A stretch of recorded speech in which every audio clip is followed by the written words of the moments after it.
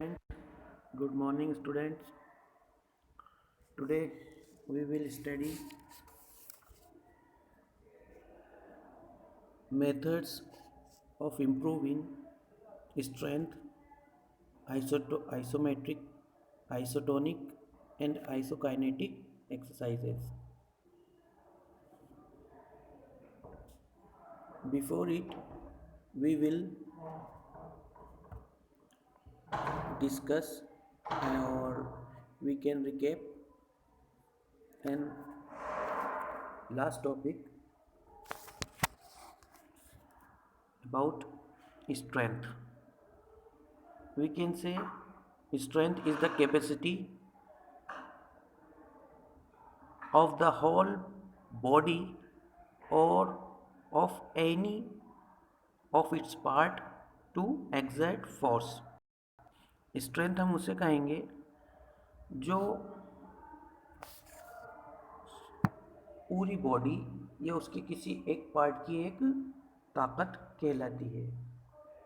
इसके अंदर हम ability it is strength is the ability of muscles to overcome resistance.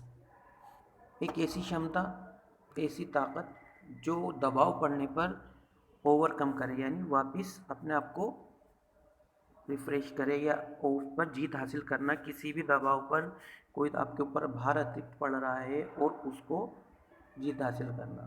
हम ये भी कह सकते हैं कि स्ट्रेंथ, एक डेफिनेशंस में ये भी आता है कि strength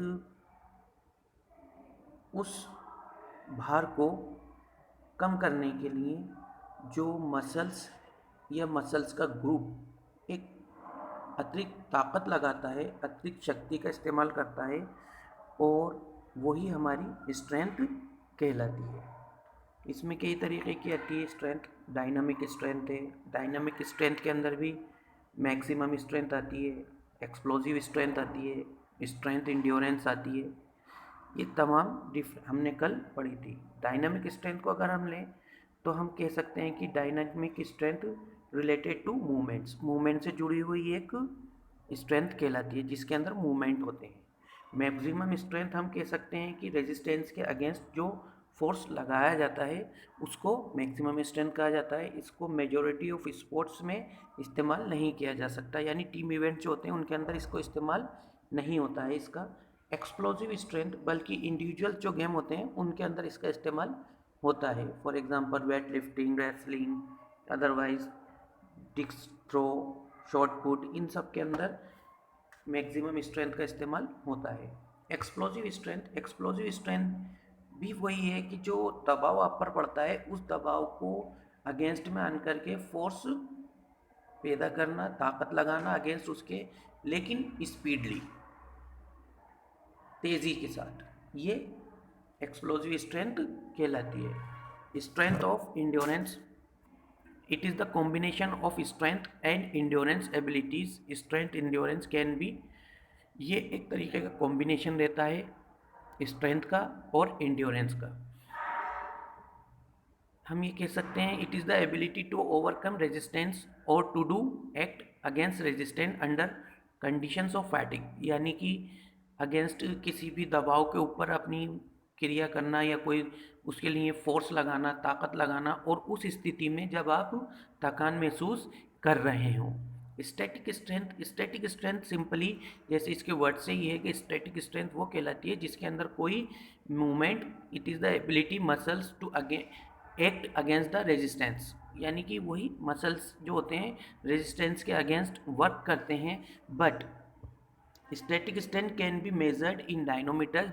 this type of strength is not seen directly, इसको डायरेक्टली नहीं देखा जा सकता, यानी स्थिर अवस्था में रह करके हम इसके ऊपर स्ट्रेंथ लगती है, ताकत लगती है। फॉर एग्जांपल हमने जैसे अभी देखा एक्सप्लोजिव स्ट्रेंथ, उसके अंदर हम स्पीडली वर्क करते हैं, स्पीडली वापस आते हैं, तो ये अपनी एक्सप्लोजिव स्ट्रेंथ कहलाती है।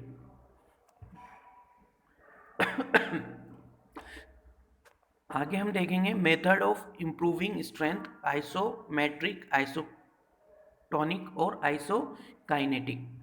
Isometric strength. Isometric exercise are those exercises which are not visible जो हमें दिखाई नहीं देती हैं। आइसोमेट्रिक एक्सरसाइज वो है जो हमें दिखाई नहीं देगी। In fact there are no direction movement, direct movement, इनमें कोई साधारणतः बिल्कुल सामने से मूवमेंट हमें होता हुआ नहीं दिखता है। Hence they can not be observe, उनको हम देख नहीं सकते। In these exercises work is performed but it is not seen directly, लेकिन हम इसके अंदर इसको नहीं देख पाते हैं। यानी वर्क तो चलता है, मेहनत तो होती है, लेकिन हम उस मेहनत को, उस फोर्स को, उस ताकत को हम नहीं देख पाते हैं। उन एक्सरसाइजेस के अंदर कितनी फोर्स लग रही है, कितना आपके अंदर बॉडी के अंदर मसल्स पे, कौन से मसल्स पे कितना फोर्स लग रहा है, या कितना ग्रुप ऑफ मसल्स आपके लिए रेजिस्टेंस को टॉलरेट कर रहा है, ये चीज़ हम उसमें नहीं देख पाते हैं, मतलब सामने वाला नहीं देख पाएगा।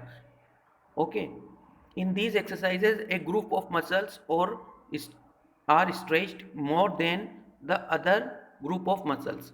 जो आपकी एक्सरसाइज करने का मतलब, आइसोमेट्रिक एक्सरसाइज वो एक्सरसाइजेज हैं जिसके अंदर आप एक्सरसाइज तो करते हैं लेकिन वो आपको विजिबली नहीं दिखता है, आप इनडायरेक्टली आप उसे देख पाते हैं, और जब देखते हैं तो उसके अंदर इस चीज़ का